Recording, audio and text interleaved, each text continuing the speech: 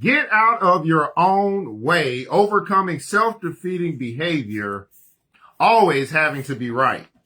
Always having to be right. Somerset Maugham says this, and I quote, "It wasn't until quite late in life that I discovered how easy it is to say, I don't know. It wasn't until quite late in life that I discovered how easy it is to say, I don't know."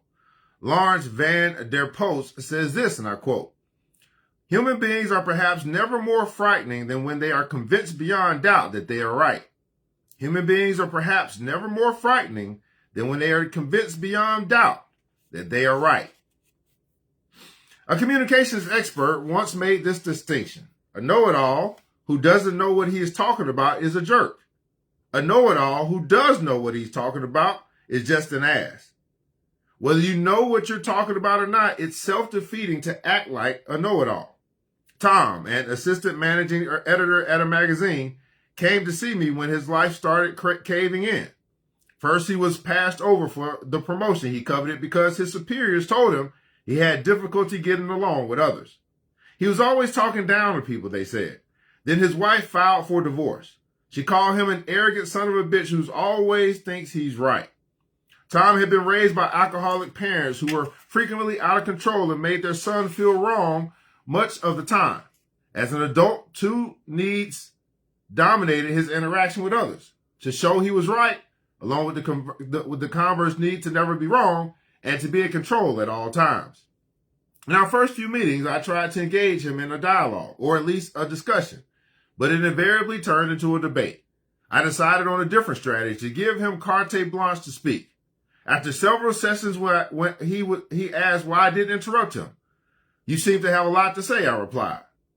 Puzzled for a moment, he started to become belligerent, then lowered his head sheepishly and muttered, "Who am I kidding?" By listening attentively and not challenging him, I had avoided what his know-it-all behavior was designed to provoke, a confrontation. Tom thrived on stirring things up so he could grab control. But he was a decent man, and it pained him to learn that people he loved and respected saw him as overbearing, self-righteous, and disrespectful.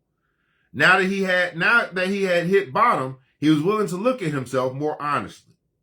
Alexander Pope says this, and I quote, "A man should never be ashamed to own he has been in the wrong, which is but saying, in other words, that he is wiser today than he was yesterday." Wow. A man should never be ashamed to own he has been in the wrong, which is but saying, in other words, that he is wiser today than he was yesterday.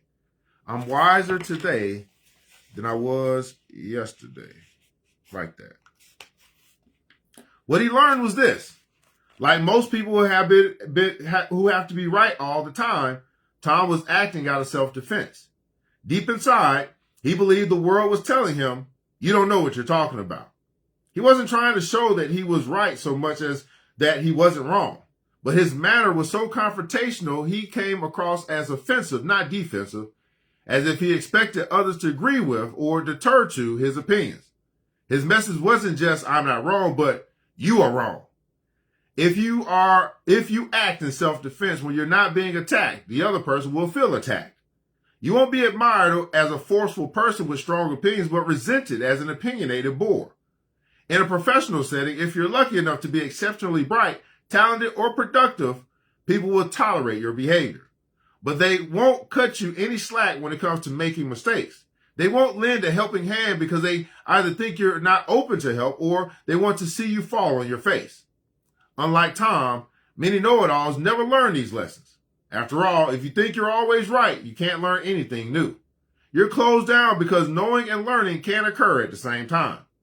Having to be right all the time just isn't right. It isn't just, it isn't fair, and it isn't even possible. It will bring you contempt, not power and esteem. Now, on the other hand, being wrong on occasion does not make you less worthy. It makes you more human and more approachable. Here's a usable insight. When no one is attacking you, being defensive comes across as offensive. When no one is attacking you, being defensive comes across as offensive. And taking action. Next time you feel the need to show you're right, ask yourself if winning is important enough to risk hurting others and being resented. Look for feedback. If you're acting like a know-it-all, others will respond by either fighting back or acting defenseless and subdued, and then avoiding you. In proving you're not wrong, make sure you don't make others feel wrong. Recognizing and acknowledge the value of other people's opinions and viewpoints. If you've offended someone, admit you were wrong. It's the best way to reconnect. Observe what it feels like to not be right. Can you handle that feeling? Remember, the reward is that you don't alienate people. Instead of being a know-it-all, strive to know all of it. Take into consideration the point of view of others and the requirements of the situation as a whole. Get out of your own way.